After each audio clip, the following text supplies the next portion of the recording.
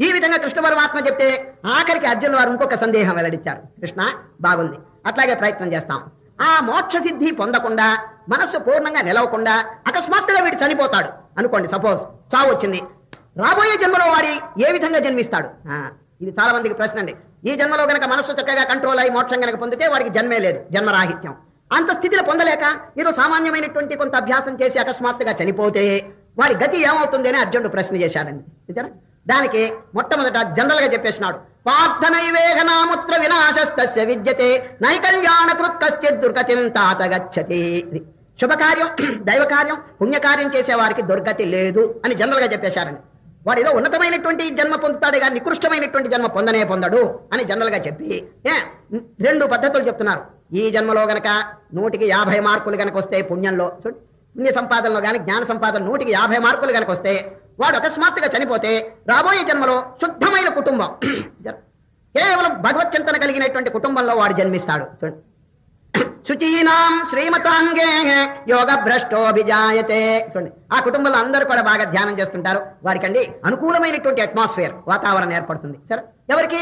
కేవలం అతీతమైన ధ్యానం చేసిన వారు కాదు, మధ్య రకం, అది 150 మార్కులు.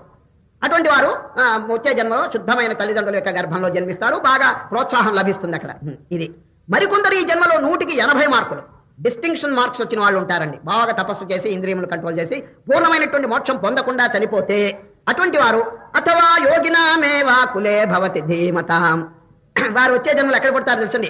మామూలుగానే గృహస్థులలో పుట్టి కొంతకాలం అయిన తర్వాత అండి ఆశ్రమాలకి, మఠాలకి, సద్గురువుల దగ్గరికి, ఏకాంతమునకు, ఏ హరిద్వారానికో, ఏ ఋషికేశానికో వెళ్ళి తపస్సు చేసుకుంటారంట వాడు. అట్లా కాబట్టి చరిత్రలో చూస్తున్నాం కదండి. వారికి అదే ఫైనల్ జన్మ. ఇంకా ఆ జన్మలో వారు ఆ కొరవ కాస్త పూర్తి చేస్తారండి. సరే, అంతేగాని చేసినటువంటి పుణ్యం నశింపదు అని ఈ రోజు హామీ ఇస్తున్నారు శ్రీకృష్ణ పరమాత్మ. ఇప్పుడు చూడండి, వర్తకులు లెక్కలు రాస్తుంటారు చూడండి పుస్తకంలో, జమ ఖర్చు. ఒక పేజీ పూర్తయిన తర్వాత ఏం చేస్తారు చెప్పండి? టోటల్ చేస్తారు. టోటల్ చేసినటువంటిది ఆ ఫిగరు వచ్చే పేజీ మీద పైన పెడతారండి. దాని పేరు బిఎఫ్, బ్రాట్ ఫార్వర్డ్ అంటారండి సార్. అంతేగాని ఈ పేజీ యొక్క లెక్కలన్నీ వృధా కాదు, రాబోయే పేజీలో పైనే ఉంటాయండి. అదేవిధంగా ఆ కర్మదేవతలు ఏం చేస్తారంటే ఈ జన్మలో చేసిన పుణ్యం, ఈ జన్మలో చేసిన పాపం అంతా కూడా టోటల్ చేసుకుని రాబోయే జన్మలో పుట్టుకతోనే అవి ఏర్పాటవుతాయండి. ఈ జన్మలో కనుక పుణ్యం ఎక్కువ చేస్తే వచ్చే జన్మలో పుణ్యంతో కూడినటువంటి శుద్ధమైనటువంటి జన్మ వస్తుంది. అది ఈ విధంగా నాయనా అర్జున, ఏమి దిగులు లేదు, వారు పవిత్రమైనటువంటి స్థితిని పొందారు కానీ అపవిత్రమైనటువంటి స్థితిని పొందరు. నహి కళ్యాణ కృత్కశ్చిత్ దుర్గతిం తాత గచ్చతి.